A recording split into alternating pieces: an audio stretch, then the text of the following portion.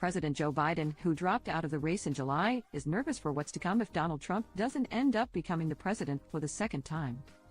When asked about his thoughts on if power will be peacefully transferred in January if Kamala Harris comes out on top, he said, "If Trump loses, I'm not confident at all." The 81-year-old also added that things could get out of hand if Trump, 78, doesn't get his way. "He means it, all the stuff about if we lose there will be a bloodbath," Biden said. "You can't love your country only when you win." Biden was referring to Trump speaking in March when he said it's going to be a bloodbath for the country if he loses. However, Trump's daughter-in-law Lara Trump quickly defended him, stating that there will be no problem if he doesn't end up taking over the White House. "Look, my job at the RNC, and our number one focus at the RNC, Chris, has been election integrity.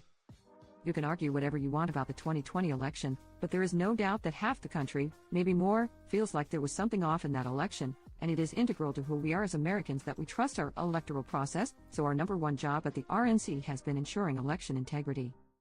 We have trainings all across the country because we believe actually making people part of the process demystifies it.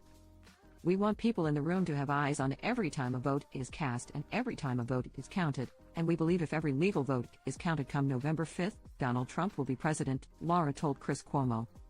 She continued, "Now people of course try to argue about January 6th all the time. I understand that. Here's the reality.